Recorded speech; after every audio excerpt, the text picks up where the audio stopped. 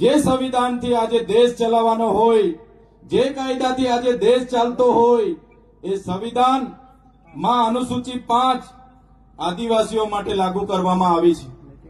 જે પ્રકારે ઓરિસ્સા, સિક્કિમ, ત્રિપુરા, મિઝોરમ, નાગાલેન્ડ, મેઘાલય અનુસૂચિ 6 ત્યાં લાગુ કરવામાં આવી અને તે અંતર્ગત ત્યાંની ચુસ્ત અમલવારી થઈ।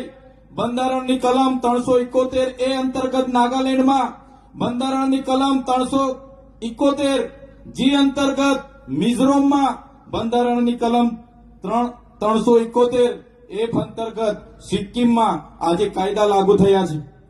ત્યાં આજે કોઈ પણ પ્રોજેક્ટ આવે, હાઈ ટેન્શનની લાઈન આવે, જીએમડીસી આવે, જીઆઈડીસી આવે, કોરિડોર કાઢવો હોય, ડેમ બનાવવો હોય, તો ત્યાં સૌ પ્રથમ ત્યાંની ગ્રામ સભાને સંમતિ લેવી પડે છે, તે વ્યક્તિની સંમતિ લેવી પડે છે, ત્યાંના લોક સુનાવણી કરવી પડે છે અને લોક સુનાવણી થયા બાદ ત્યાં પ્રોજેક્ટ નાખે છે, ત્યાં ડેમ બને છે।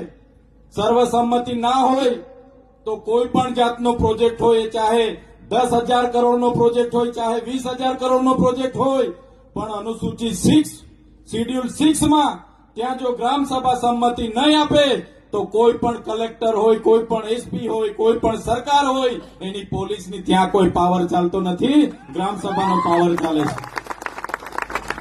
એ રાજ્યોમાં અનુસૂચિ 6 લાગુ છે, એની ચુસ્ત અમલવારી થાય છે।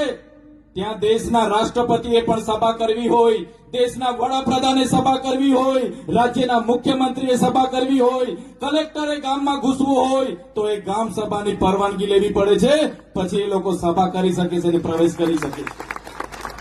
ત્યારે સાથીઓ, આપણો આદિવાસી વિસ્તાર અંબાજીથી ઉમરગાંવ, રાજસ્થાન, મધ્યપ્રદેશ અને મહારાષ્ટ્રને જોડતો આ બોર્ડર, કેન્દ્ર શાસિત પ્રદેશને જોડતો આ વિસ્તાર, બંધારણની કલમ 244 ની પેટા કલમ 13 અંતર્ગત અનુસૂચિ 5 માં આવે છે। 1996 નો પૈસા એક્ટ અહીંયા લાગુ છે, છતાં આ ગુજરાત સરકાર છેલ્લા 30 વર્ષથી આદિવાસીઓને સત્તાની રૂએ પોલીસનો ઉપયોગ કરીને, વહીવટી તંત્રનો ઉપયોગ કરીને અમારા લોકોને રંજાડી રહી છે। અમારી કુદરતી સંપદા, અમારી ખનિજ સંપદા, અમારી જમીન, જળ, જંગલ અને ખનીજો આજે છીનવાઈ રહ્યા છે। ત્યારે આપણે બધાએ જાગી જવાની જરૂર છે।